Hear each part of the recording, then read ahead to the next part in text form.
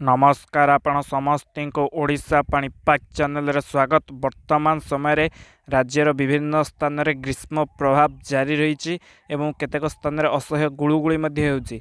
अपराह्न समय रे किछि किछि जिल्ला रे बिजुली घड़घड़ी सह वर्षा होउची, किंतु ताहा गरम तातीर प्रभाव को विशेष भावे कमाई पारु नाही। आगामी दिन में राज्य रे केबे मौसुमी वायु प्रवेश करिबो एवं वर्षार प्रभाव केबे बढ़िबा, जो गरम ताती गुळुगुळी रहउची सेतुर संपूर्ण रूपे आश्वस्ति मिलिबो एवं बंगोपसागर लघुचाप सृष्टि होबो।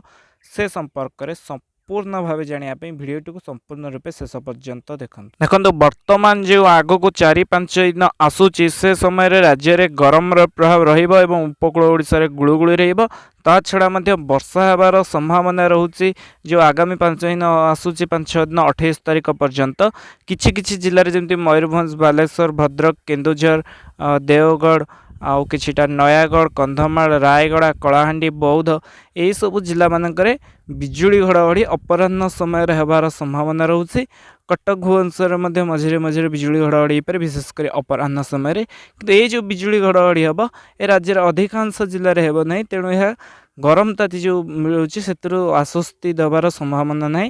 कि 29-30 तारिख पर मे शेष बेलू और जून प्रथम सप्ताह राज्य में टिके पागरे परिवर्तन आसब। तातीर प्रभाव जो पश्चिम उपकूल समस्त जिले में बढ़ी कमिवा सहित अधिकांश जिले में बिजुली घड़घड़ी सह वर्षा हो पारे। अपराह्न समय मयूरभंज, केन्दुझर, बालेश्वर, भद्रक, जाजपुर, केन्द्रापड़ा, कटक, जगतसिंहपुर, पुरी, खोर्धा, नयागढ़, सुंदरगढ़, देवगढ़, संबलपुर, बौद्ध, कंधमाल, सोनपुर, बरगढ़, झारसुगुड़ा ये समस्त जिला मानकरे बिजुली घड़घड़ी सह वर्षार प्रभाव रहिबो। दक्षिण ओडिशा जिला मानकरे मध्य हबार संभावना रहुची।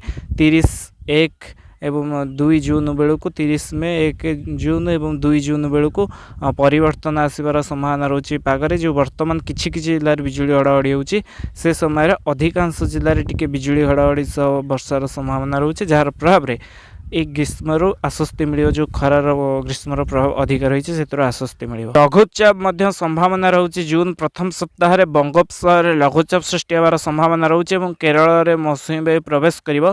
किंतु वर्तमान समय जो मौसुमी वायु केरल में प्रवेश करिवो, केरल में प्रवेश कले सेठी तो अधिक वर्षा हेबो, किंतु ओडिशा उपरे वर्तमान समय बड़ वर्षार आशंका नहीं।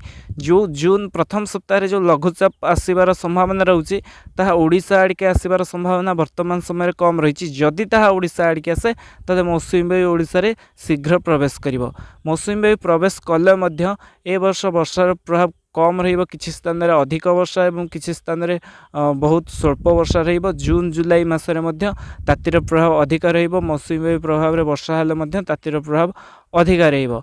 किंतु आगामी दिन में 4-5 दिन जो आसुचे राज्य में तातीर प्रभाव सबुठ अधिक रहिबो। तापर धीरे धीरे राज्य तातीर प्रभाव कमिवा सहित वर्षा सामान्य हेबो एवं तापर मौसुमी वायु आसिबो एवं लघु